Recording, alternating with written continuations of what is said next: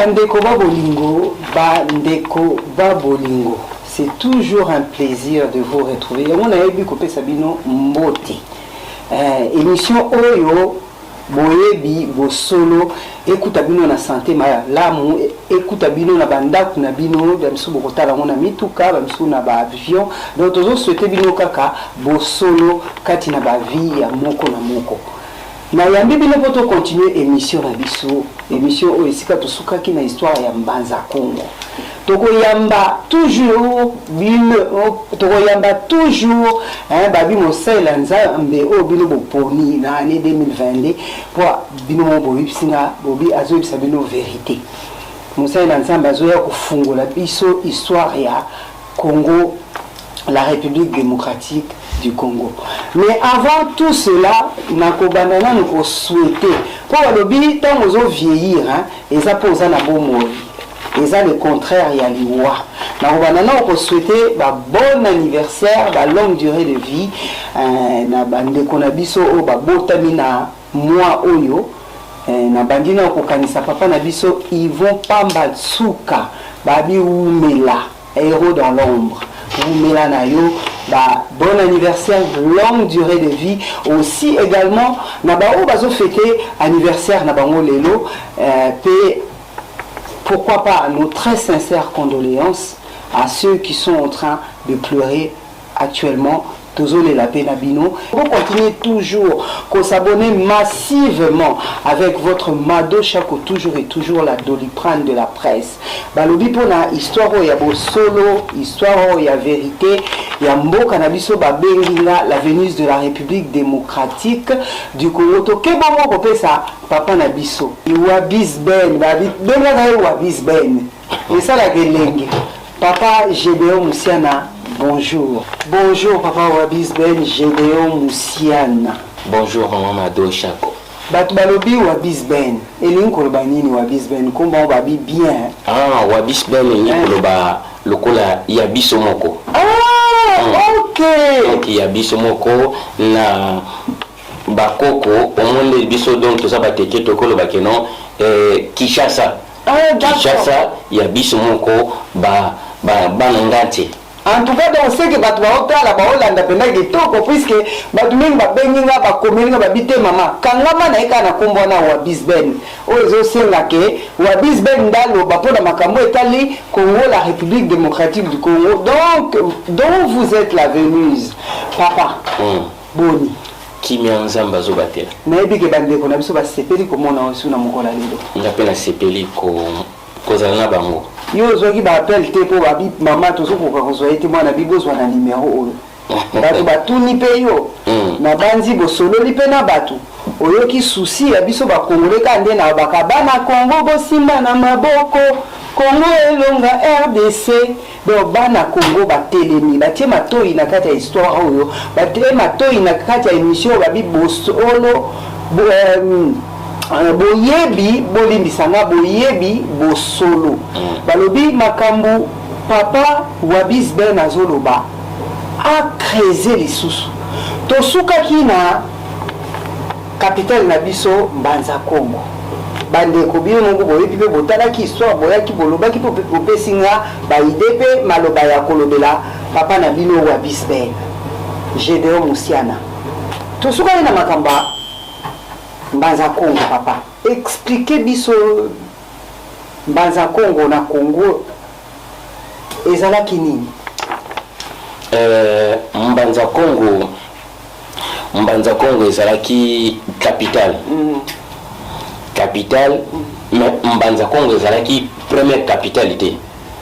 Pour avant Mbanza Congo comme capitale il y a les 12 royaumes du Congo.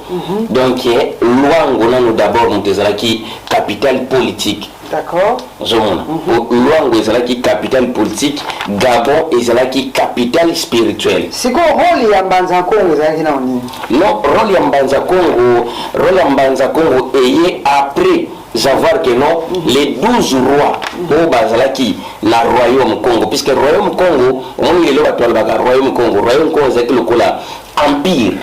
Il y a 12 royaumes. D'accord. Donc 12 royaumes ezaki na kati wana, mais bazobenga ngo kaka royaume Congo. Mais sur le royaume Congo, ceux qui connaissent ces athées, au kanisa ngo lokolo ezali royaume moko. Mais maintenant, rôle ya Mbanza Congo, Mbanza Congo ezaki na ba rôle moko ebele. Il faut ba Mbanza Congo na Mbanza Congo nde ozomona keno ezalaki lokola keno lumière ya Afrique. Or Mbanza Congo mutabandi Mbanza Congo ezali troisième roi na kombo ya ba portugais bazobenga one premier. Mais vraiment na ezali Nzinga Kuvu. Nzinga Kuvu.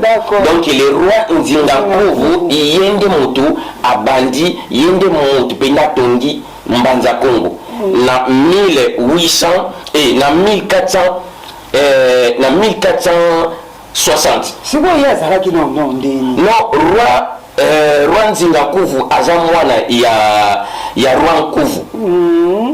Ozomona ya roi Kuvu, donc papa na yekomo Nkuvu. Ozomona Nkuvu atino wana papa naye tangu papa naye akufi yende moto aye kozwa sikoyo bokonzi. Or tangu papa naye azalaki roi, papa naye atiaki capital. D'accord. Lokola papa naye azalaki moteki, papa naye atiaki capital na Gabon. Donc abandaki ko se baser trop na capital spirituel. D'accord. Aux royaume à Gabon, royaume Ougui. Donc il est toujours retrouvé quand même bana ya Nzinga Kuvu bazati lelo na toba. Bon même bana ya Nzinga Kuvu ba se retrouva au moins sikoyo na Mbanza Congo ezalaki na deux groupes abatu. Ezalaki na bayaka bayaka ou ba portugais ba benga les janga. Donc autrement c'est sûrement Bakongo. Au Bakongo tango ka Bakongo ezana betini kebele. Mais ba bibenga maka Bakongo. Donc or mon Congo existe à côté. Mais maintenant il faut qu'on y ait bakeno ndenge na expliquer wana kina Mbanza Congo tango le roi Nzinga Kuvu ezana kola alongoli capital na Luango. Luango longo eza sous capitalité et puis Gabon royaume Gabon eza sous capitale spiritualité. Donc Mbanza Congo esangisi lokola capitale spirituelle na capitale économique. OK. À partir ya Mbanza Congo wana yango somona keno première fois en Afrique. Première fois na histoire d'Afrique keno les noirs africains babimisa ko eza monnaie na bango. D'accord, mais toyoki ke monnaie yango esana na maka awa na. Non, biso, mais européen ba yeko kuta biso déjà tozanga na monnaie. Oui. Donc le premier homme na keno royaume moko bien organisé. Biso tozalaki na monnaie na biso. D'accord. Monnaie na biso zalaki ba papier té. Ndele ndai na papier. Or biso tozalaki na monnaie ko banda ko benga ngo coquillage. Ba coquillage wana mona ka coquillage ba nda kwa bambembe bazoka mai ya pembe ya mike wana les petits coquillages wana na Congo na royaume Congo c'est là que babanda ko benga yango nzimu ni ko la ça l'argent nzimu or tanto ndata yepe na sala nzimu donc isala nzimu ezalo kola ansala mbongo or mbongo bazobenga nzimu ezalaki d'abord coquillage. Le coquillage nde basirnomaki yango nzimu. Ozomona nzimu mbongo. Alors que non na histoire ya Bible tamba baka roi Salomo et outi à partir ya Mbanza Congo. OK. One premier ndenge ba portugais basirnomaki Nzinga Kuvu puisque le premier africain aussi a été baptisé la prénom européen et ça roi Nzinga Kuvu par des portugais. Donc il Nzinga Kuvu a joué un grand rôle en Afrique mobimba. Yango moni ndenge na préciser wana. Donc grâce ya roi Nzinga Kuvu nde ozomona keno makambo ebele évolution ebele Afrique esalama à partir ya ye. Et puis il faut yeba keno biso na royaume Congo. Donc tozali les premier africain oyo babane ko créer vêtements. donc en Afrique mobima ba première donc biso en Afrique centrale biso ndi batu bana créer vêtements tozaki vraiment na bilamma na biso to donc ba rafia oyo ba batu mosusu pe bazo sala ba voyage à haute Égypte kuna yekaka aso ba rafia donc wana na mbanza Congo et puis na Afrique centrale mobimba biso batu liboso tozaki na monnaie or batu mosusu bazaki na système d'échange na peso yo peso donc biso na royaume Congo yango zo mona keno roi zalaki roi Nzinga Kuvu azaki tellement na mayele belé mais obuka mibeko mosusu abuka ki ba loi sacrée mosusu abuka ki wana ba portugais ba ye ba tromper ye ba baptiser ye ba baptiser ye aye kozwa kombo mutali boso kongola liboso azwa prénom européen les aye papa na kati yo te po na boyi na bosa na bande ko ba bolingono landa papa bien olobi ye azali à vous entendre parler papa au PC ba éloge ba bi roi Nzinga Kuvu roi boya sali makamalamu ye motabimisi monnaie à liboso ezaki neti ba coquillage ba bengi Solomon Nzimo Solomon Nzimbo Nzimo Solomon mais papa au souligner pe que ndenga bongisaki ndenge pe abebisaki abebisa ngona na ndenge nini bon abebisi par rapport à quoi puisque Mbanza Congo ezalaki terre sacrée terre sainteté Mbanza Congo ezalaki terre sacrée donc il a kati ya ba récit sacré ezaka esprit sacré ezaka esprit sainteté bozomona Mbanza Congo ezalaki terre sacrée avec des précisions ya tata Nzambe que non et puis il faut yeba que non ezalaki na 12 portes batongaki yango lokola na sous forme carré la 12 portes ya donc lokola clôture quoi clôture ya royaume ya banzete batu baza donc ba surveiller batelemaka na chaque porte. Mais papa pourquoi 12 13 était 12 13 était pourquoi puisque eza na 12 royaumes 12 royaumes Mbanza Congo ezalaki lokola capitale nde nango capitale ya 12 royaumes donc il y a 12 royaumes, mais maintenant il y a 12 royaumes, il y a la capitale. Or, avant le 12, avant il y a les 12 royaumes, royaume Luango, la carte il y a 12 royaumes, le royaume Luango, est considéré comme royaume politique, donc capitale politique. Il y a les 12, mais il n'y a pas un compte à 12. Et puis, royaume Ougoué. Royaume Ougoué, il y a Gabon, royaume Ougoué, il y a Gabon, et ils allaient qui considèrent le coup la capitale spirituelle. Mais maintenant, il y a un autre après wana nimi ya lukenu tanga ekozwa bokonzi na 1380 après nimi ya lukenu papa ya Nzinga Kuvu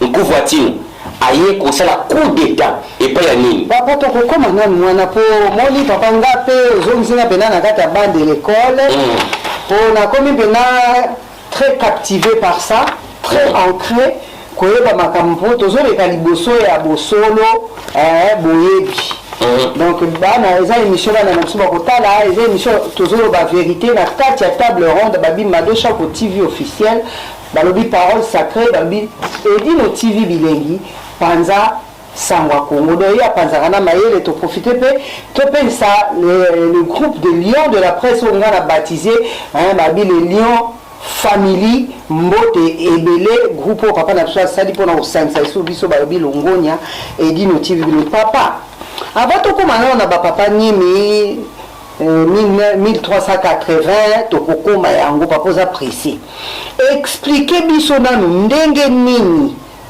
tokoma kiti trebezana papa na tanga on a bien ça expliquer biso nanu ndenge nini histoire ya les 12 tribus et comment lelo royaume Congo papa maman Mado les 12 tribus n'ont jamais existé. Les 12 royaumes du Congo, les 12 tribus d'Israël. Papa, c'est là que je parce que au moins, il y a des autres tribus. Pour moi, il y a les 12 tribus. nayebi même na makambo ya Yesu baloba makambo les 12 tribus yo lobi que ça n'a jamais existé tokoti papa bon olobi bien na makambo ya Yesu ndenge olobi wana baloba les 12 tribus kaka Yesu aloba jamais les 12 tribus aloba les 12 royaumes ozomona puisque bible ndenge eza wana il faut moto ayeba kointerpréter bible kotanga yango te kaka bu na compréhension moko littérature nde batanga baroma non bible esengaka il faut révélation ezala nzambe fa peso rema pour comprendre le sens exact ya eloko ndenge bible ezoprécéder biso na Deutéronome chapitre 29 verset 28 ce qui est caché c'est réservé uniquement pour lui mais ce qui est révélé c'est révélé pour nous et nos enfants mais maintenant tant on précise makambo oyo il y a makambo ya les 12 tribus dans les 12 royaumes or soto lobito zwa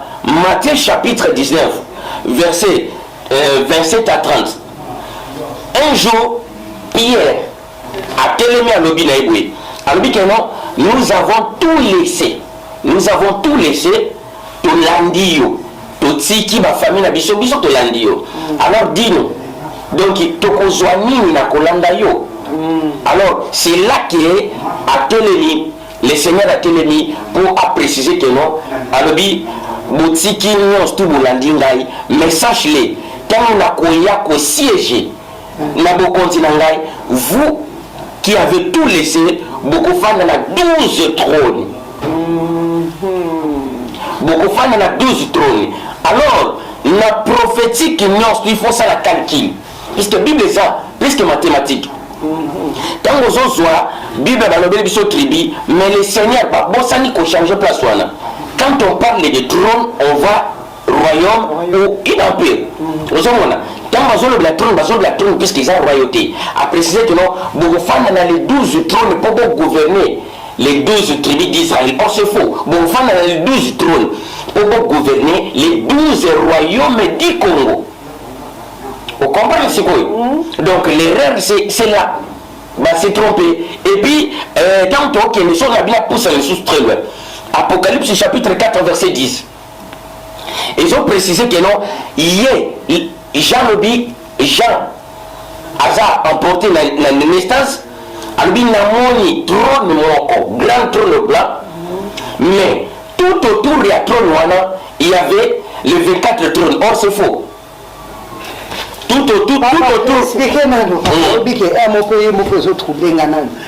papa s'il vous plaît tout autour il y a trône ensemble Jean moni 12 trônes encore oui donc Jean confirmé Apocalypse chapitre 4 verset 10 ils ont confirmé Matthieu chapitre 19 verset 27 à 30 que histoire ya Bible ezali ya limité mais histoire ya Bible ezali histoire ya royauté ya royaume tobenga kanzambe le roi des rois tobenga nzambe te le roi des tribus ozomona on dit qu'on va la Bible il faut pas pousser sagesse musika tout à fait sagesse bazwaka yango te na théologie mais sagesse eutaka na bonzambe yango na monalobaka na bi oyo ezobima na minoko na nga yango nde epesa vie en tout cas balobi umela na yo mokonzi na nguya nyonso tobengi ye le roi de gloire le roi des rois et non le roi des tribus. En tout cas, nous avons surtout du colère après ma oya déficit na mokola lelo pour tout ça la émission au papa. Na ba enseignement na yo lobby les 12 tribus, les 12 royaumes du Congo. Or, bisoto yebike ezalaka un seul royaume Congo et son capitale Mbanza Congo. Expliquez biso na nous bien, hein, papa, expliquez nous biso bien ba meko ba pointier qui sur ça pour ba lingi ba yeba. Non, yango dalba maman na dona lui histoire à Congo, histoire à Bible. Histoire à Bible. Et ça m'a beaucoup là. Bandeko balbi tozo sepela papa. Donc na lobi hein papa tangu yo zolo ba donc mo pozo sous-estimer nzamba ngo. Po asali kaka yo mo côté, hein? Asali bana mibala bandibu akitoke na ba chinois, toke na ba indien, toke na ba congolais, toke na ba brazzavillois, toke surtout Afrique na biso to ba keza ya nzambe po ba kinzamba za ki noir. Afrique na biso mibali kombe obaza kwa yo. Papa ba yebi Bible ndenge yo yebi te yo za nani envoyé Mamadou Ce qui Bible est qui va congolais, tu n'es pas un peu congolais. Peut-être le tu as en 2022, Jésus Christ est en 2022. La habité. Tout le monde papa pour yo Bible tu ba Bible. Na lobi na ya wana ebisio. Na dio moni vérité à Bible. Na zana mona maboko boy. Ah ozanango, na zana to bazanango. Te. Exemple moté la lettre bien. Yo kana expliquer yo. Omoni ezati to no ba to pe bazanango. Taba Nzambe abengaka mutu abenga deux personnes te mama babenganga sikoyo ah oui ntango Nzambe abengi Moïse Moïse bazalaki combien mais papa ntango nga na olobela Nzambe boye papa yo te mutu olakisanga Nzambe na nga mpe na Nzambe mosusu papa nga te komanga nao na tata na ngai moko landa sikoyo nayebisa yo nga te mutu nalakisa yo Nzambe mais il y a les autres baye mpo balakisa yo Nzambe na sens à bien puisque quand tu adores Seigneur Jésus l'adoration là ozoloba o toyebi Jésus eza kombo na été son nom c'est souverain Seigneur ya quand les gens dans l'église baza ko adorer au Saint-Esprit descend Saint-Esprit manifeste toi Saint-Esprit c'est quoi mais papa yo tout to ya ki posa la publicité Nzambe yo mon tasa la publicité non na ba kombo et non maman do Bible besoin préciser boya balobi que non les prophètes ce sont prophète Azalokola, la bouche autorisée de l'Éternel. Et pourquoi? Puisque l'Éternel a passé toujours les premiers à travers ses prophètes. Mais papa, prophète, papa, il y a un prophète, vous me choquez. Vous me choquez. Maman, très bien. Vous me choquez. L'anda très bien expliqué. Il y a un prophète, prophète va s'allier. Mais makambo na préciser yo est-ce que yo kama pepo wa prophète ane bele papa na yo ka ba expliquer na Nzambe azali Nzambe mo ko to vandi na de jogo utaki Italie asombi bablo to zo discuter de jogo babu daja bi mado chako papa wa bisben est-ce que makampenda zo bazo yeba pour ngai na voyager ba mboke bele ya beta bale do a voyager na Europe ayeba ki Nzambe na po yo yeba obi akote papa mais sikoyo yo kana ebisa yo osola bien te yo kana ebisa mo mamado ona makamanzambe eza très compliqué landa yoka eloko yo nalobi boye bana ya Israël babanede akobonela Nzambe Nzambe akolibere bango na captivité oui Nzambe ya kokangola biso Nzambe akolibere biso landa siko très bien or bazalaki na bakombo na mabo babenga Nzambe voilà mais maintenant Nzamba sali grâce akutani maintenant na moto benga Moïse autrement dit Talia mais maintenant akutani na ye Moïse alobi que non na okende kuna so batuni ngai na websa bango so batuni na tindio na répondre bango ni pourquoi puisque Bible a précisé que non les enfants d'Israël ba mané ko invoquer Nzambe na kombo oyo Abraham atika puisque yemo ka so précisé que non Abraham ayebinga na kombo na ngate mais or Bible a précisé que non Abraham aza père de la foi Abraham ayebinga na kombo ya Yahweh landa très bien yalobi Abraham ayebinga na kombo na ngate tango okende kuna soki batuni yo qui t'a envoyé lobela ba que non je suis m'envoyé mais na boye te papa Nzambe azali Nzambe mobimba tozala ndibu tozala ba ngala non mutu nyonso benge na ndenge ya landa sikola explique mama mado oteyo zolo ba yo sa yo moko wana mama mado landa très bien expliqué mokili mobima tozala bandibu tozala ba chinois tozala banani mais yebango Nzambe bengaka batu nyonso te. C'est pour cela que nous abengi peuple moko boy attirer bango bakomi lokola mise à part. Mais oui papa. Ozomon melanda na peuple ya bengi lokola azui bango atie bango lokola mise à part à travers ba nation osusu. Donc peuple wana comme lokola peuple moko sacré. À travers le peuple wana a soulevaka toujours moko aza lokola na tête. Il y a groupe oya bengi. Oui. Mamado, la zopération explication est dans la Bible. Landa. Nzamba bengi Abraham. Oui. Nzamba bengi Moïse. Dans Moïse a bimi na Égypte. Myriam azalaki. Oui. Ozomona. Aaron azalaki. Tout à fait. Alors, soudain tout à coup, ozomona que non bando babime ye Moïse azo penser nini? Que kaka ye moko moto. Nzamba lobaka travers ye. biso nyonso nde toza be toyebi nzambe biso nyonso tu nzambe alobaka à travers biso landa très bien mamado papa yo oza nani antokoyebi ke assurance wana oyo ozolobela ngai moko nde nayebi kongo ngai moko nde nayebi bible mutu moko aza te assurance wana papa ezowuta nanu wapi parce kokoloba nanga ezowuta pa souverain seigneur ya ekoyi te eza ndenge yo obengelaka ye mais ngai mpe nabengalaki le maître de toute l'étendue de la terre le responsable de mon souffle de vie wayamba kobenga ye mokeli na nguya nyonso chinois kobenga ya tutu tawa tokei soki ndenge nini bon nayebi te soki ezalaka bongo mais eza ndenge nayoka bachino baloba na mwa langue na bango mais papa mutu na mutu baarabe bakobengela bakombo banaye babengi baala ye moko nde aza komisalela publicité papa laissez-moi vous dire que vous choquez les gens ozochoke mpena bato ntango ozolobaka yo moko yango papa tala caméra explike bato lobela bato bosolo mpe boyebi ozali nani nalobi mamado ntango ozoloba non choqué kochoke kuta eza moke il faut naza lokola scandale si olobi non choqué mais c'est ça le problème makambo nzambe ezalaka toujours scandale po jamais soki balobi na préciser très bien soki nzambe abengi yo ntango yo ye un prophète soki aye te mpo asala copie kola répété eloko ezalaki na place il faut ya omema pensé en nzambe omema lumière yango ozomona biki no prophète aza porteur de lumière ozopesa sens onnet maintenant otuni na question moko ya bien ndenge nini biso toyebi royaume congo ezalaki uniquement kino royaume moko na capitale nango mbanza congo nga nalobi eza faux puisque ezalaki na 12 royaumes du congo les 12 royaumes unis du Congo.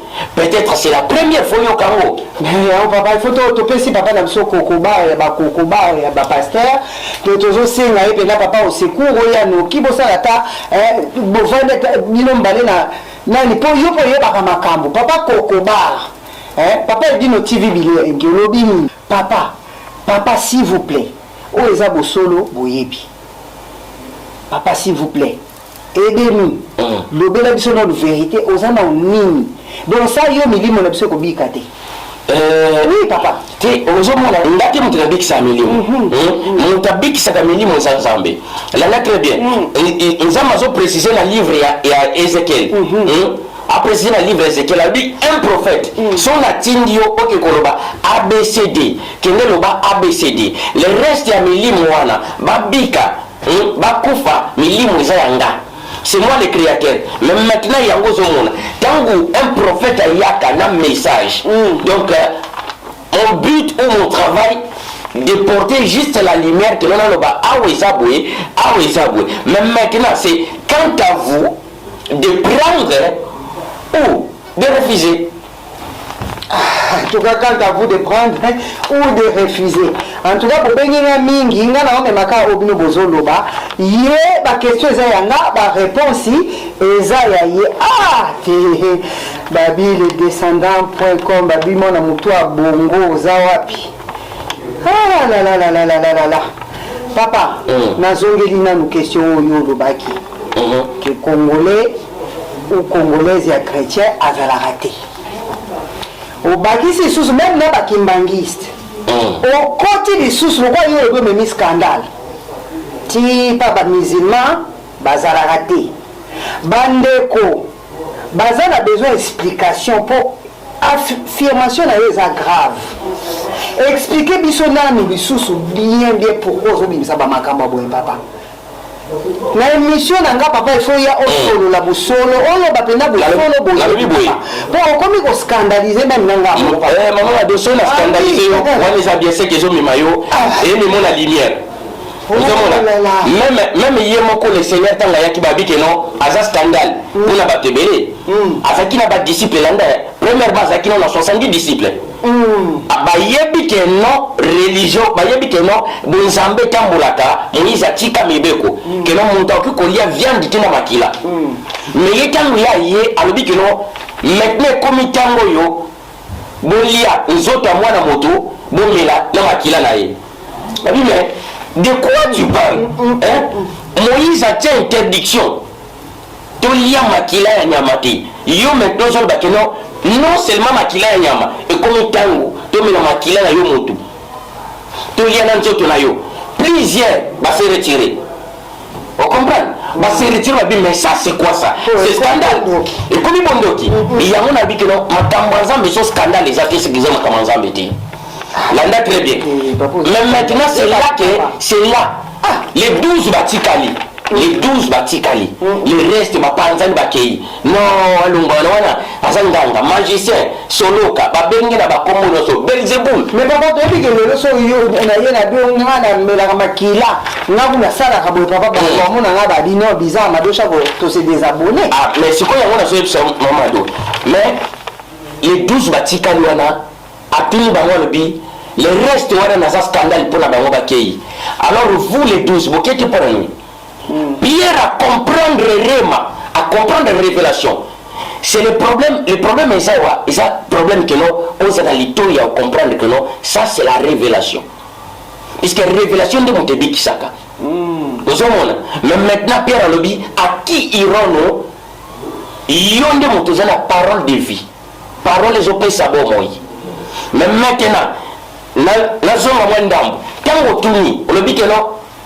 Na Congo toyebi ke no royaume ezalaki ka moko royaume Congo capitaine na ngeza mbanza Congo ngana bi bawo bayaka na information wana po bayebi ndambo information vrai po émission na ezali boyebi bosolo wana yondo yebi yango yango na prêté même na bakarte ezali régie qui balance les biso mona ke no les 12 royaumes régie balance oui donc carte ezana mingela confirmer ko ndima buzoba vous comprenez Mamadou on l'a confirmé que non les 12 royaumes du Congo Makoko Azéken les 12 royaumes du Congo et non les 12 tribus même maintenant dans les 12 bango ba bakate ezaki na royaume moko non na Cameroun toza na royaume Bassa toza na royaume Bassa toza na royaume Bamileke les Bassa et les Bamileke ce sont des Congolais à part Betini Kamike pesa wana na kati bampongo bazali donc il y a babikolo Mike zaona wana uniquement la Cameroun. Je profite pour saluer,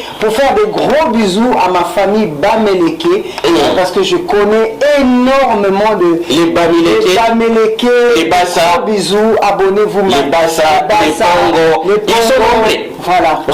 Même maintenant, surtout Tiki Cameroun, tu es na Gabon. Na Gabon, tu sais qu'il y a un royaume Ougoué. La Bible est un royaume Og. Le royaume Og, Josué arrêta un soleil sur Gabaon. Or, les Gabaon dans la Bible, c'est Gabon. On va modifier, on va commencer au Gabaon. Mais maintenant, la nature très bien. Josué, fils de Nim. Or, il y a une fleuve jusqu'aujourd'hui, si les Camerounais nous suivent, là-bas chez eux, au Cameroun, il y a une fleuve. Lac ou fleuve, si je ne me trompe pas, il y a un lac là-bas qui s'appelle Lac Nimi. Lac ou fleuve, Lac Nimi. Tu vois, la Cameroun. En tout cas, nos amis camerounais, vous qui nous entendez aujourd'hui, vraiment des gros bisous à vous. Mettez vos appréciations. Est-ce qu'existe-t-il fleuve ou lac comme ça? Non, lac Nîmes. Lac Nîmes. Écrivez-nous vers lac Nîmes, vers Douala si je ne me trompe pas. À côté de Douala. Mais maintenant, Tokitina Gabon. Vers Gabon, Tozaki, le royaume Ogwe. À part le royaume Ogwe, il y avait aussi le royaume Teke. D'accord. Dans le territoire Rwanda. Les Teke du Gabon. Le royaume Teke, la Gabon. Tu vois?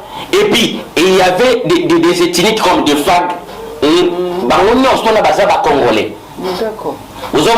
Mais maintenant, quand on y a côté la Congo-Brazzaville, il y avait le royaume Luango. Le royaume Luango, donc, la Congo-Brazzaville. Quand on a quatre côté la Bissau, la Congo belge, Congo-Kinshasa actuel, il y avait plusieurs royaumes. D'accord. Donc, tout ça, le royaume Lunda, tout ça, le royaume Mongo, tout ça, le royaume Kuba, tout ça, le royaume Bushi, le royaume Bushi, Kura, côté est, les Babushi, donc la est, Kuna, tout ça, le royaume Mikele, tout ça, le royaume Mbembas, Mbemba Kutakatanga et les Mbemba ce sont aussi Bambemba, Bazana Zambi. Mais papa, ça n'explique pas pourquoi le Baïké, il n'existe pas de Congolais chrétiens ni de Kimbangi. Non, papa. Là j'arrive. La zone la troisième question. Mais maintenant, on a précisé qui non. La quatrième question, on le biwana. Pourquoi j'avais dit que non, ba Congolais, ils ont un Congolais de mon côté, Kimbangiste, ils ont un Congolais de mon côté chrétien, ils ont un Congolais de mon côté musulman. Ils ont un Congolais de mon côté la source de la religion. Pourquoi? Puisque les Congolais, le peuple moko, Nzamba Poni, Bango, Azui Bango état que non, ma serviteur là. Mais papa, vous êtes conscient que c'est scandaleux quand même à Kambolobi. Mais ce scandale, babi tout ce qui est scandale est pour ta vie. Allons-y. Même maintenant, maman Mado, Nzambe Azui école moko. École wana ezalaki lokola d'esclave na Nubia. Nzamba yoki mawa ya souffrance wana Azui bakoko na biso. D'accord. Ameni bango na terre haute mono to bengi le Congo wana. Donc le Cameroun, Gabon, Congo Brazzaville, Congo Kinshasa, Nord Angola et puis la Zambie. Atie bakoko na biso wana ndenge na précisaki na mission lekaki. Alors tango biso to botani wana tozo botama na se ya alliance ya adoption ya bakoko na biso. Donc tozo botama lokola kenon peuple ya Nzambe. Donc il a peuple ya Nzambe yokolo bateke non ngana za lisusu chrétien. Pour comment to lati za lokola kenon bazo benga lokola kenon mado chrétien. Mado ya Nzambe. Mado ya Nzambe. Donc biso tamba bena bané Congo. Bané Congo donc tout ça peuple moko acquis. Peuple moko mis à part. C'est pour ça que Congo na biso faut pas Congo avec un grand. Donc Congo na biso il faut qu'on avec un grand cas. Non c'est. Pourquoi il y a un déjà Congo ya Nzambe. Yango mona kana jalousie wana. Yango ba bimisa film ya King Kong. King Kong parce que King Kong c'est un insulte va finir en Zambie. Donc Nzambe bolimbisi. Oui. Nzambe nanga bolimbi. Donc King Kong va sur le que non. Les rois gorim. Les rois des noirs. Les rois des noirs c'est gorim. Mais papa obi ke babi wili kunda baya wili papa.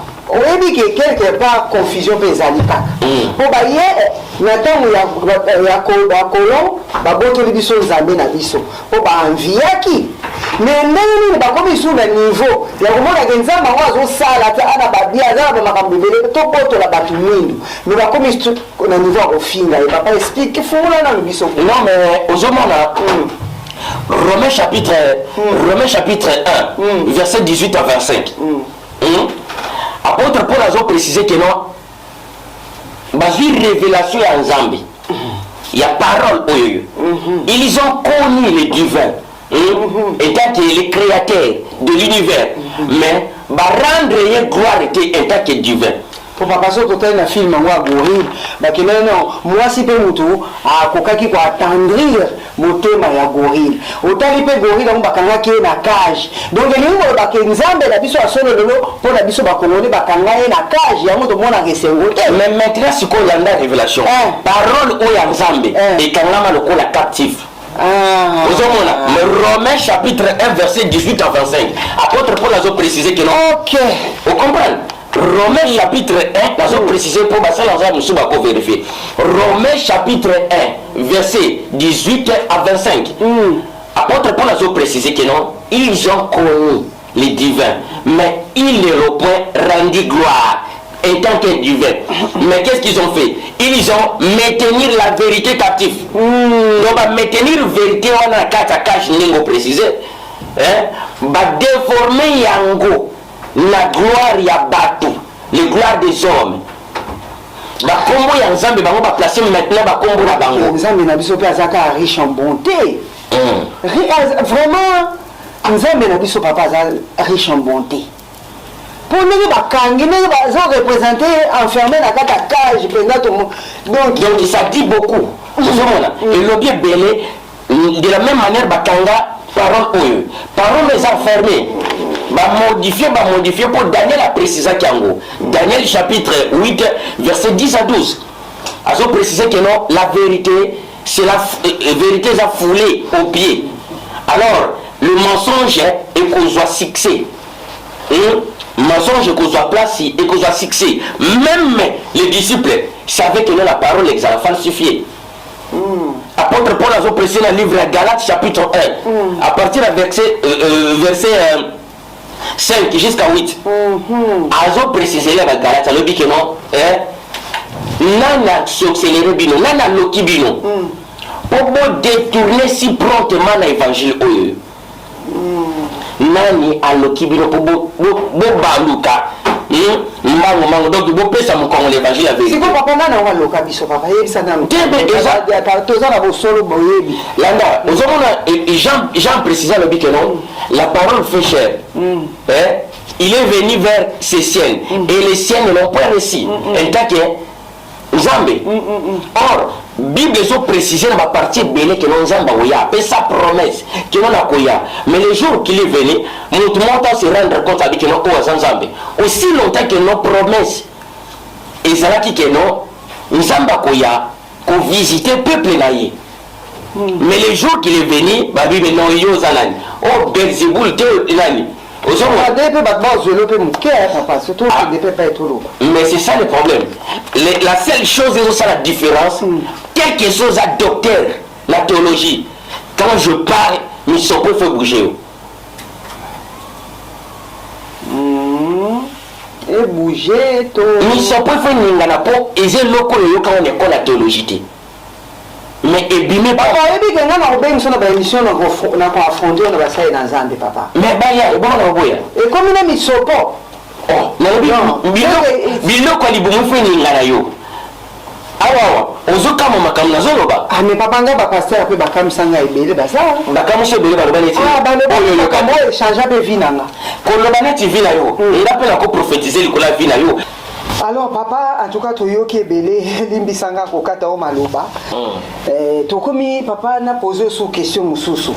Papa yo lobaki histoire histoire na biso eza histoire ya Bible. C'est facile à dire papa. C'est facile à dire pour Nzamba sali ba Rwandais, sali ba Sénégalais, sali ba Marocain, sali biso na ba différence ebele. Alors pesa biso ba preuve mususu à part ya Sophonie bien sûr Sophonie 3:10 bande ko botanga Sophonie 3:10 pour comprendre est-ce que preuve mususu ezali toté pour na ko confirmer peut-être que non histoire ya Bible za biso ba congolais papa pesa biso exemple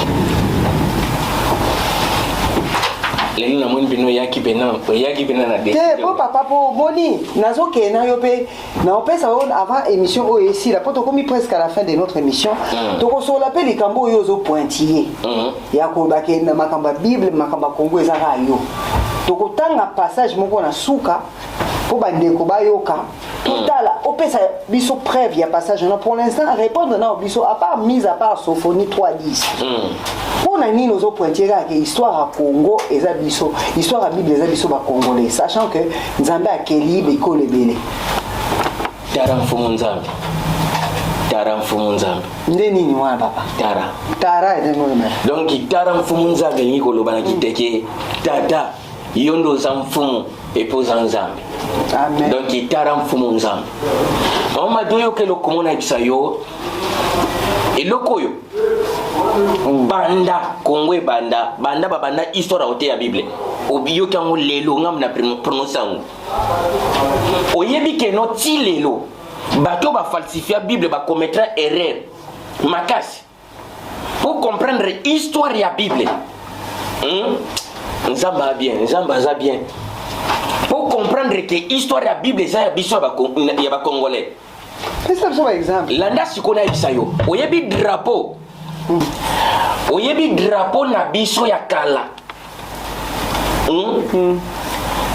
landa avant na koma wana Apocalypse chapitre 1 verset 20. Jean lobi na moni mutu moko tango nazalaki emporté na stage na présence ensemble na moni mutu moko alobi na ya lobi que non, les 7 étoiles que tu as vues dans ma main droite, les 7 étoiles que tu as vues dans ma main droite, ce sont les anges de cette église. Cette église, ce sont les anges de cette église. Les 7 étoiles que tu as vues dans ma main droite.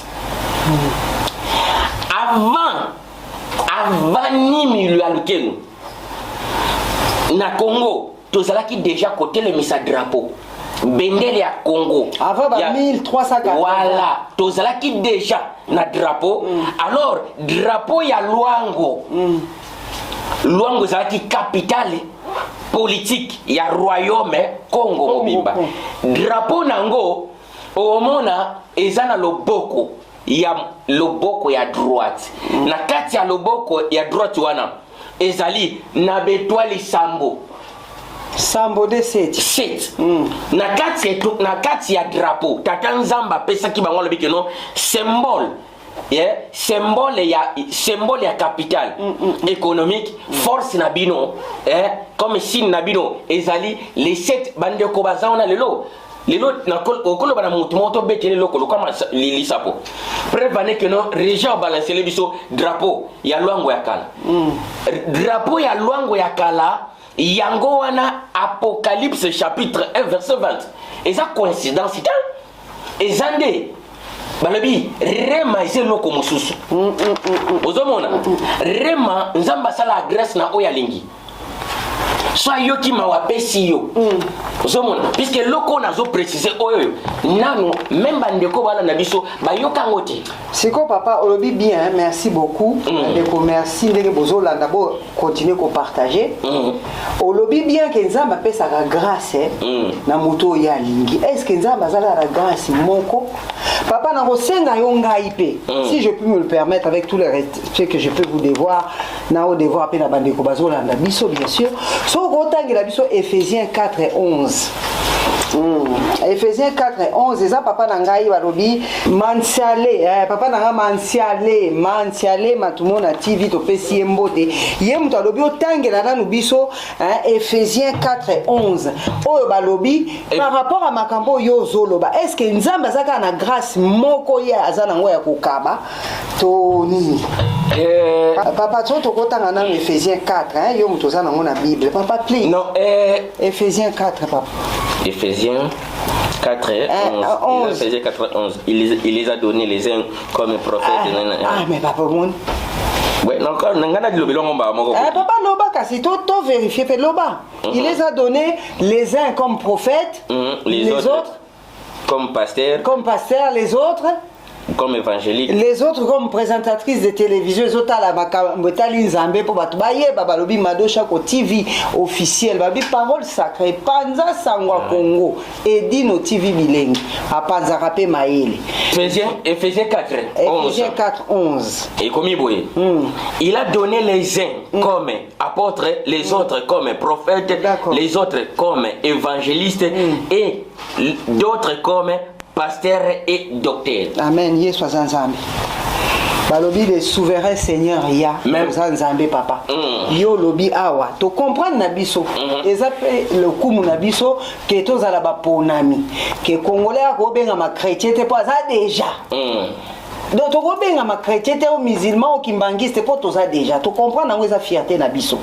Apocalypse zo la sana kata carte oyo papa e dit no balancer les biso que to Bible za ya biso to ndimi pesa fierté na biso na nga boya ka lokumu na nga boya ko zala mwana nzambe po ba tous ba otala ba za na nzambe yo za mwana nzambe biso to ba na nzambe mais on part du principe que nzambe na biso azakaka na grâce moko te ya kopesa batu po milima batu ebika soka pesi connaissance oyo ezala ba misusu apesi bango za ba évangéliste ezala ba misusu apesi bango za ba yembi ezala ba misusu apesi bango même présentatrice à télévision à l'écart na émission mon quoi le bakenzamba za na bomo papa donc ezali choquant pe grave pe scandaleux de votre part oya ko confirmer que makambo nyonso etali bonzambe quand bien même etali biso bible eza ya biso oyo bake oza le seul oponama papa avant bandeko nanga batelema basalela nzambe batelema même moi-même je suis pas content nalobi te que non naza le seul na ponama mais nalobi naza le seul à comporter révélation. Oui, mais il y a d'autres qui portent d'autres révélations. Non, maman m'a dit dans le Bible. Oui. Éphésiens, on peut sur Éphésiens 4, 11, ils ont précisé que non, il a appelé les uns à Bengi. Oui. Les uns, groupe moko pour na apôtre, groupe moko pour na prophète, groupe moko. Mais sache-le maintenant, il faut que ndengeni bonzambe tambulaka. Bonzambe tambolaka ndenge nini. D'abord prophète aza lokola moto aza sinzili eza lokola surveillant lokola mire. Donc ye azozwa ainsi dit l'Éternel azotransmettre na kati kuna et pas ya peuple. Alors les pasteurs baza lokola babateli des conseillers. En d'autres sens les pasteurs ce sont des conseillers. Mais quand tu vois que non un pasteur s'est levé pour dire que non les autres tu as enseigné enseignement prophétique et ça domaine na yeti. Mais papa prophète non, il y a des prophètes il y a des prophètes majeurs et puis il y a des prophètes mineurs. Papa on a côté ce qu'on a le poteau expliquer dans le biso. Ezana ba prophète mineur ezana ndenga landa sikoyo. Ezana ba prophète ya miki. Cause la prophète à Mouké, ce n'est pas veut dire que non, je suis supérieur à lui, mais non. Cause la prophète majeure, cela veut dire que non, nous avons zui révélation mon koboé, n'a temps exact à transmettre Mado Chako. Or, Mado Chako, Azal la chantre, to présentatrice. Hier, il y avait mission, ma présentatrice Bazali. Mais Zambé a zui Remawana, puisque révélation va passer à la dété. Révélation appelle ça na moto moko kumba charge oyoyo. C'est pour cela que Moïse a zui charge abi charge ya révélation elekeli ngai.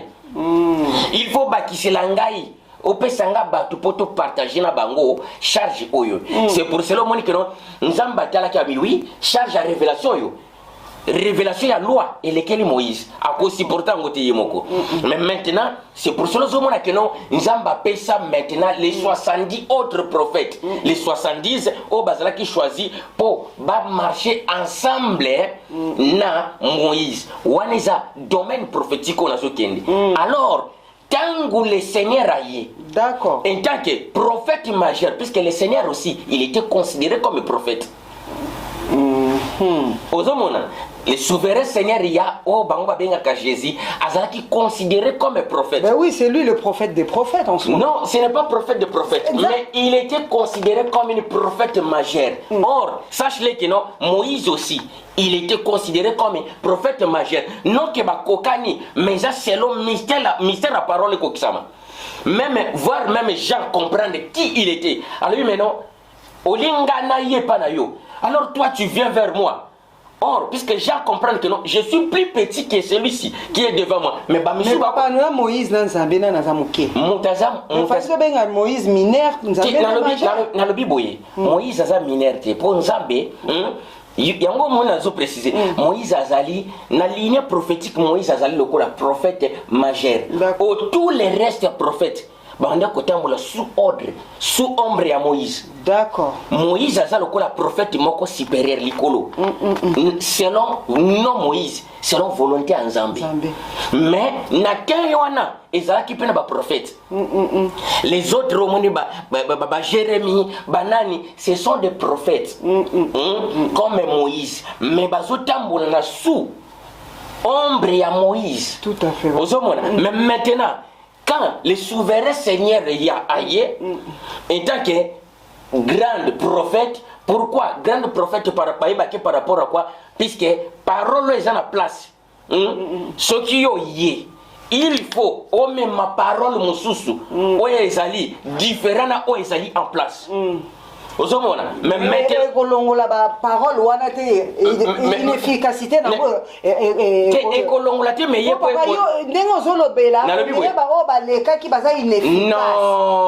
Maman Mado, très bien. Le Seigneur, quand il est venu, a précisé, bato baye babi mais c'est que yo ye kolongola loi nyonso ya Moïse alobi non na ye kolongola même pas un poussière ya loi mais na ye po na kokisa yango na pesa yango sens donc cela veut dire oyo ezalaki wana ezalaki na sens te c'est pour cela monaka même na Bible ezoko préciser le biso que non apôtre Paul a précisé la loi de Moïse n'était pas capable pour ramener l'homme à la perfection. Or, bateau bazalaki na tawana bango landa zo oyo zo mona landa papa mais s'il vous plaît oyebi ke bino mo ka de bolaxibiso ke il est le même hier aujourd'hui éternellement. Donc on part du principe que même en 2022 il est le même. Papa avant yo basela nzambe ba existaka otobi ba patriarche comme si bazali papa Abraham Abraham oyo basengaki comme sacrifice so le basenyo na 2022 ko kango papa non ko kango donc on peut pas nier. Donc nous avons même l'accomplissement parce que ça n'a pas au babanda qui ont bazar. Ils ne sont pas sous-estimés papa. Non. Landa mamado. Au moins il t'a entoyé, tu as sous-estimé mon touté. Mais maintenant qu'est-ce qui se passe? Tant on zamba bengaka, maintenant mon tifo ibande kotan wala ligne na yo. Otambola na ligne na yo. Oui. Pour bousculer l'autre été. Mais maintenant, nga nazo tambola na ligne na ngai, nazo bousculer mon touté, mais nazo loba uniquement vérité. Or, je sais que non, makambo na loba. Même à tes ennemis on s'est plein d'angote. Écoutez-moi très bien. Les dons, nous avons besoin de dons. Oh, il y a partage à cas. Parmi ba oyaye, mais sache-les, chacun a ses dons. Là, c'est une autre chose. Mais là, on parle de la révélation. La révélation est à l'okola monter. Oezo simba. Restauration ya milimo abatu. Papa alors, milimo mais boya pe la restauration comme bonga papa. Po to zobeta Congo to bandaka milimo soloka milimo kindoki milimo esprit de peur milimo. Donc tous les jours c'est la même chose papa. Bosenga tanzambi wazali patron abino ape sabino solution pour que Congo kende liboso papa. Maman Mado, yo kana ipso hein. Vous parlez de Congo. Puisque il y a un temps on a sous que non voyez bi Congo te albia papa j'ai des lobby mais il y a des paroles prophétiques au batika pour na Congo papa yebi sabiso on papa ko même absolument na banini lobela programme bala boko nalbi atana lobeli bino poser la kawana pourquoi pas bo s'intéresser kanango kimbango précisa boy albi que non kimbango précisa qui non il faut soit une autre évangile et il faut soit une autre indépendance. Indépendance spirituelle. Indépendance spirituelle, on a précisé que non, continuer. Peuple congolais continue à lire la Bible. Pour qu'il watika religion qui mangi c'était. Qu'il watika devoir moko. À travers ces écrits, beaucoup discerner, c'est là que beaucoup kangamouibi.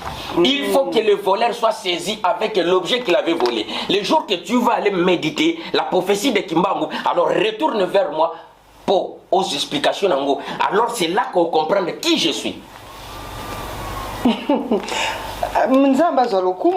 Pour Kimbangu yebi ngai. Ah papa yebi pebi so pour alba. Te Kimbangu yebi yote. Papa.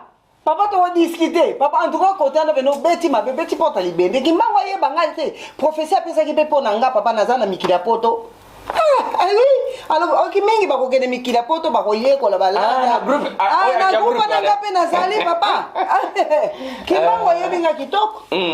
Papa to kei, papa to continuer po ngana ko mema yoti po bande ko bandi. Papa royaume Congo bandi na roi nini. Tolobi yango a obandi na début à émission. Loi Lukeni, Loi Lukemi ou Lukeni. Nimi Loi Lukeni. Nimi Loi Lukemi. Na 1380.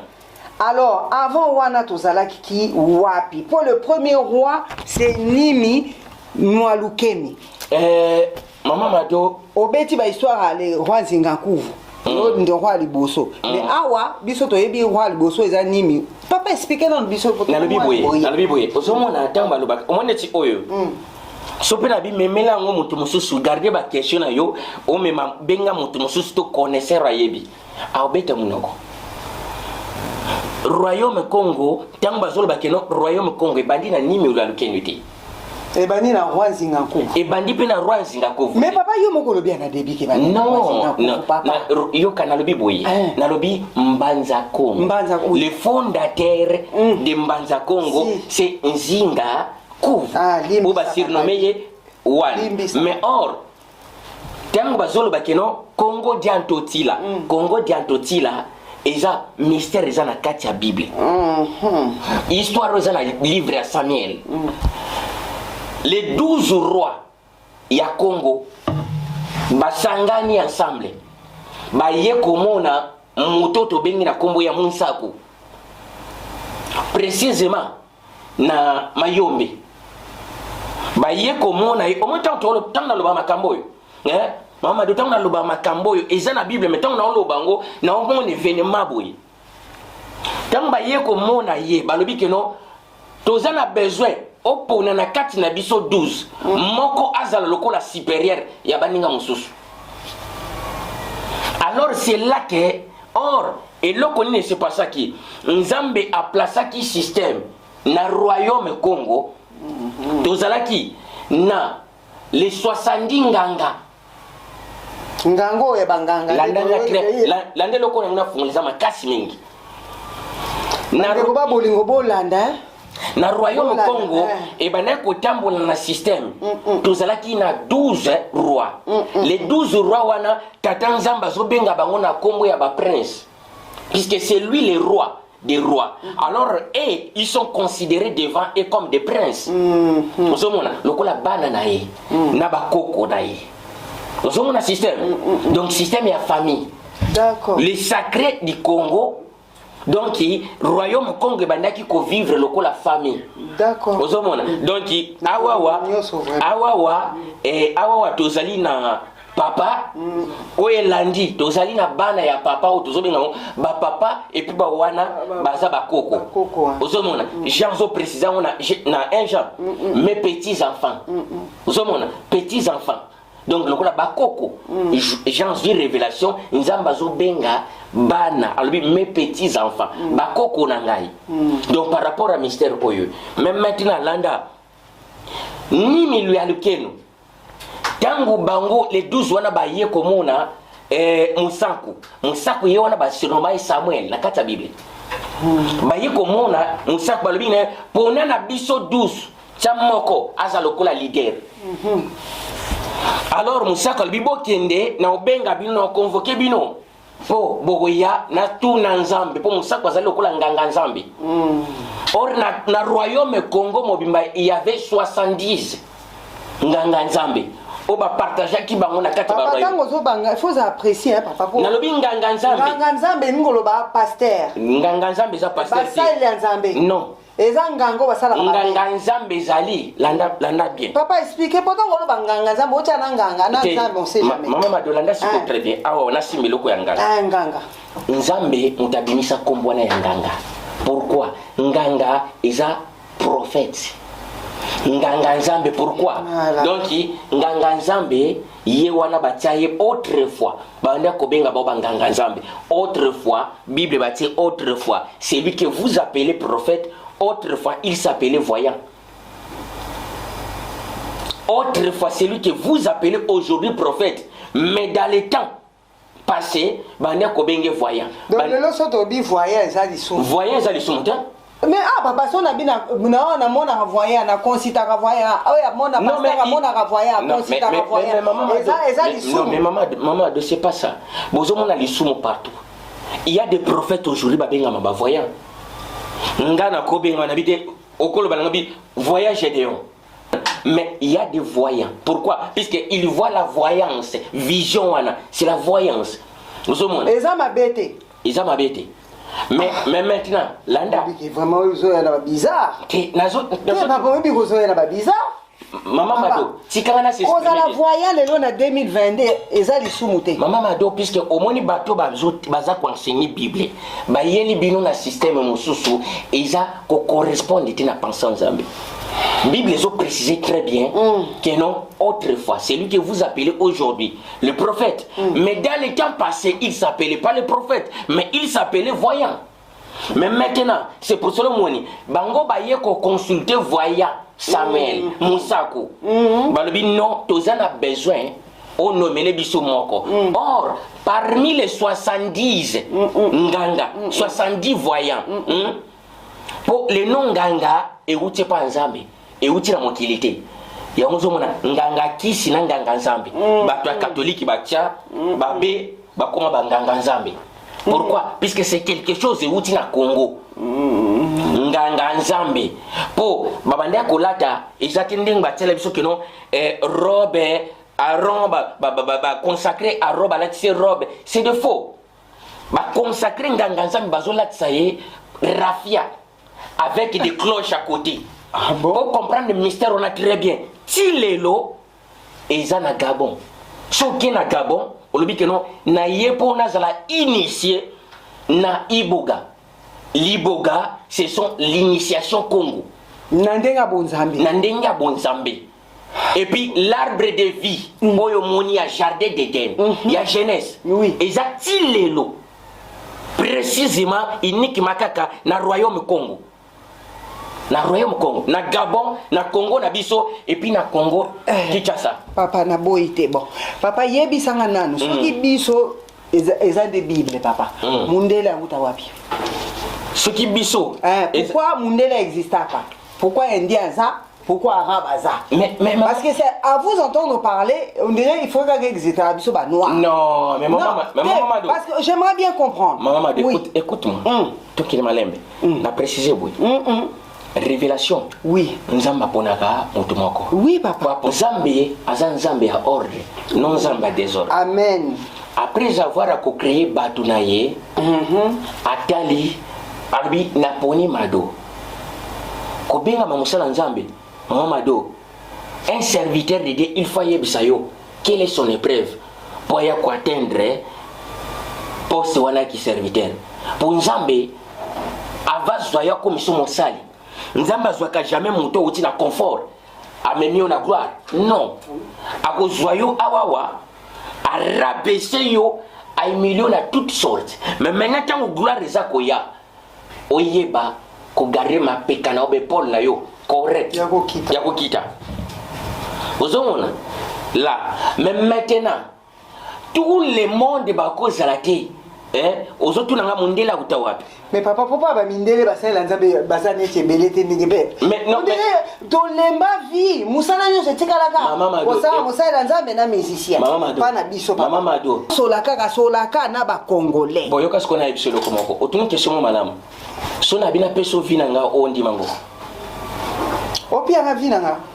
Ba lekisa yo na vie oyanga na lekinango. Bon, na rondi mango soki nzamba lekisa kinga pa na yo lokola lekisa nga oya. Si yango na lobi we. Yango na lobi. Il ne m'appartient pas de te yoka. Nzambe. Azanza mabini na salaka. Po bandeko ba comprendre. Te yango tozo comprendre nanu po makabiso ezalaka na kata Congo ka ba sai na nzambe sa kinga moye nzamba. Maman Mado. Oui, Maman Mado. Il faut y ba on dirait manque de liberté mon boy papa. Maman Mado il faut y ba sans à Congo. Koloba bongo eza lokola kenon na mission nzambe ezala considérer lokola blasphème. Il faut d'abord sans blasphème papa. Kasi yango yo kana expliquer yo. Omoni Congo eza considéré comme un sanctuaire nzambe. Mais abandonné. Là très bien. Mais na sanctuaire nzambe papa na sanctuaire on est pas ba pasi papa. Na lobi na silisa. Maman yo so mona nzambe place pharaon azovanda ezala ndenge Congo eza papa. Place nzambe eza sanctuaire nzambe papa toko mona makambo mona kate. Maman Mado, yozo la passe. Et bon, ce qu'on babi, passe oyo ba koko na biso ba mona. O ba bengi bango les enfants d'Israël. O la muki na tongo be déjà que non, mukongo na ngale leko pour la fimbo. Yo on a passe, kongo la mona passe ni. To lo ba bien. Na mission nzambe, to sumukate. To ganga le lotro. To souffrir. To mona passe. Kongo la mona passe ni. Yo zawa. Talandengo za mwasi kitoko. O tepa mais bo ganga na mission nzambe biso tozo souffrir tozo mona passe mais bien sûr bande kona biso na este bazo kufa ezo sala biso passe mais il faut qu'on yeba côté la grandeur ensemble et tant que Congo je dis bien et tant que Congo est le sanctuaire ensemble monter ya univers mobimba Monde entier mobimba ils ont fonctionné à cause ya Congo. Mais pourquoi dans Congo tout le monde n'a pas papa? Mais aux autres quand on a filé ça. Papa, il faut se faire. Dans le bien oui, maman m'a dit. Toza bana nzambe les autres papa pour makabozo loba on comprend rien. Mais maman m'a dit bato bazolanda ba comprendre très bien. Les peuples congolais aussi longtemps. Là, c'est la vérité annoncée. Est-ce que vous acceptez moi? Mais vous voulez un changement. Moto a lingi changement. Congo a lokola moto a maladie. Landa liseso. Congo a lokola moto a maladie. Balobi ne zwa ki sango yo mela po bika. Yalobi non, na lingi na bika gamba la moko. Pourquoi nazo bikate? Pourquoi nazo bikate? Mais c'est ça le problème. Un maladif, il faut un traitement pour me mener la guérison. De la même manière, la procédure prophétique, sacralisez-vous afin d'atteindre un caractère sacré. Alors, si vous ne voulez pas passer par le chemin de sacralisation, vous voulez directement devenir sacré. Comment? Non mais papa, il faut se binombo vérité papa parce que franchement il y a un problème. Il y a un problème où? Non mais excusez-moi mes chers compatriotes, on a mis sur vos la biso. Mais maintenant il y a on a précisé. Dans le bi peuple oisa appelé. Un serviteur appelé ndenge na préciser la kio. Ba yebaka un serviteur il faut yebisa yo. Et prévenir les années. Et prévenir qu'on définir de quelle sorte de serviteur azali. Alors, bayebaka un peuple appelé souffrance na bango ezandengini.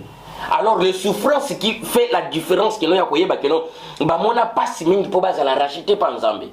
Mais maintenant tango tozomona makambo nyonso puisque Simon Kimbangu a précisé kango. Otoko le bonga pe nazali parmi et accomplissement et prophétie il y a Simon Kimbangu puisque Hollanda yango déjà comprendre makamone Simon Kimbangu albaka qui génération ezoya ya Congo ba souffrir. Pourquoi ba souffrir? Puisque ba kobungi sa savoir nyonso ya bokoko. Mais alors ce qui bobungi sa savoir nyonso ya bokoko mutu moko aye peut-être parmi vous le moindre de tous les serviteurs. Abandon babio moni babie moni oh lusabimeli wapi lisusu oyoyo bandeko babolingo mado chako na bino TV officiel balobis parole sacrée pourquoi pas edino TV bidengi à Panzaka Mayele. Merci beaucoup papa Gédéon babi wa Bisben bato balingio na kombo wana o Nzambe atindeli bisopo alobela biso à travers Mosaïna et bandeko bo continuer toujours ko s'abonner to komi na suka pratiquement. Il y a une émission là, question etikali moko papa. Merci beaucoup de nous répondre. Nazo tioba choc pour na lingio loba. Pe tozo yoka ba tupe bazo yoka. Papa, ozo tia désordre. O tia désordre te na kati ya histoire na biso. Toyebi ke royaume Congo capitale Banza Congo. Oui, mais yo oye na capitale Luango. Expliquez biso nan les deux capitales Luango et Banza Congo. Non. Question na biso ya suka yango wana. Ngana ina capitale Luango te. Luango ezali capitale ya liboso o ba koko tango. Ba fandi ba kaboli terre wana ya Congo. Mais maintenant Nzambe na volonté ya Nzambe atie capitale politique c'est Luango avec les symboles bibliques. Apocalypse chapitre 1 verset 20. Drapeau na bino il faut botia symbole il y a le boko ya mobali main droite main droite oyo na kati ya main droite wana avec 7 étoiles ndenge za wana donc eze loko moko mbala liboso yo kango bande ko pe ba Hollanda mbala liboso ba yoka yango na sorgeyete po eza yang ewuti na ngate moto apesi ngape na pesi ngana osala karol na ngai pona futa mamukula suka. Nazananga donc le moindre de tout. Papa kuta na ndeni. Mais wana c'est que il faut tout ça l'émission musoso tunanga na kuta ndeni. Comment ça l'émission musoso? Ozomona. Mais maman Mado, tangu bakoko bafandi Nzamba poni capitale politique Luango. Oeza ko se retrouver le na Congo Brazzaville. Luango lokola capitale politique, alors capitale spirituelle na Gabon. donc centre ya spiritualité or ti lelo soko lingolanda trace ya initiation Congo. Initiation monaka initiation babenga nzila ya Congo. Donc initiation Congo yango kula babenga yango lokola babenga yango Bwiti na Gabon. Bwiti lingo ba initiation Congo. De kuna bango babenga yango Bwiti. Donc lokola keno initiation moko ya Nzambe. Et puis les Gabonais jusqu'aujourd'hui basambelaka Nzambe ya Congo. Les Gabonais ba priya bongo. Nzambe ya Congo, Zwa Nkembo, Zwa Lokum, les Gabonais prient Nzambe ya Congo jusqu'aujourd'hui. Donc papa biso le quoi tout le monde a passé ça pour te prier. C'est quoi comment on a ce différence? Les Gabonais prient Nzambe ya Congo. Pour Gabon ça bien les oui. Gabon ba. Mais maintenant nous biso kuna so kekaka kimbango asanzambe Jésus asanzambe tatunalo asanzambe babinyisa biso batatu kodi abantatu banani bangoto bakoma banzambe. Abonné partager papa wa bisben tozoyo kayo. Yango mona préciser wana.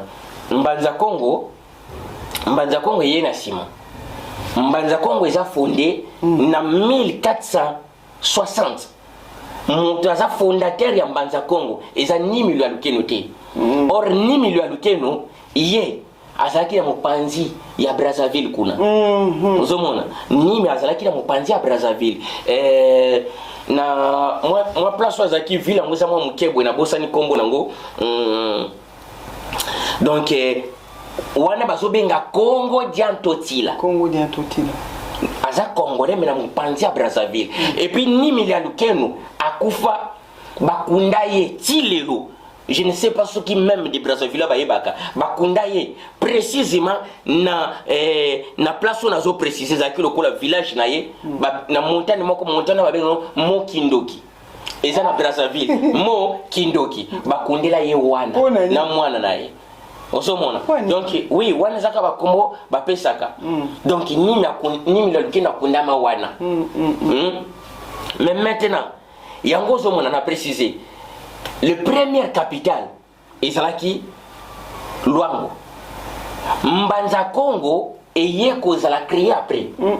Sache-le encore na tangwana na 1490 tangu ba portugais ba kiti na Congo oyebi komboni banda obenga biso to loba kaka papa. Les portugais bazo mondele azobenga biso alobi les saints du sauveur Congo.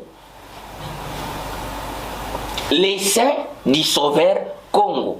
San Salvador del Congo. San Salvador del Congo. Les saints exacti le losobo beti so komika San Salvador du Congo et Misolo Mbanza Congo. Pour ba efasa ngote tikala. Mais na kende susu musika. Kende papa. Jean-Paul II. Le pape Jean-Paul II. Ou azaki assassiné. Assassinat Jean-Paul II. Et où t'as quoi? À cause il y a voyage naé a insisté kabi avant ngana kufa il faut nani ata place wana Mbanza Congo. Pourquoi? Puisque ça terre moko ya histoire ya Bible. Donc ça balobi naé babi ko tiamba kolokunate. A sali voyage na Congo, retour naé yango soki atanta. Mais pourquoi? Mais puisque bayebi que non ya ke kuna akola musa soupçon ya ba noir. D'accord. Bakolo mec akiye ko sala nini. Donc souci naye ezalaki il faut na nyata place wana. Il faut na mona première église. Il y a royaume Congo. Mais les lots comment vous rêvez plutôt au Israël. Mais Israël tant au moins on a vu ce qu'on a tout ça na bande des ignorants. Batu baza sous ignorance ya on bakinaka Israël. Mais alors ce qui te lobité moi puis batu bala muka ezate. Pour makambo nazo préciser na préciser léo na préciser qui ne Michel kaki na pesa que preuve. Il y a Sophonie chapitre 3 verset 10. Les loyers les sous singli sous bon sous. Na pesa les sous. Yango wana na lobi Apocalypse chapitre 1 verset 20. Apocalypse chapitre 1 verset 20 ezo ko isabiso mbala moko na capitale Luango. Omoni drapeau longo bi me makamuni no. C'est étonnant. Yango na ba que non quand je parle biloko ali il faut bouger. Pour nazo bimisa makambo yo e wuti n'école la théologie.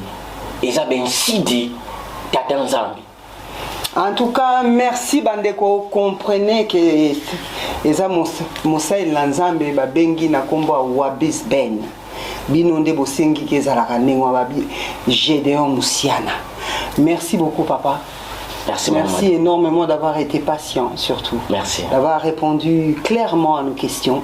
Merci pour na bino oyo bolandi biso avec attention. Beaucoup ma question ka ndé bokoma. Bobo sanate ko benga na pesa ki pe bino numéro ya papa na bino wa Bisben. Bande ko ba bolingo. Ozana likambu to contradiction leka na émission na babi bo solo boyebi. Benga Madosha ko 06 41 55 16 37. Balobi parole sacrée Edino TV Bilengi Panza.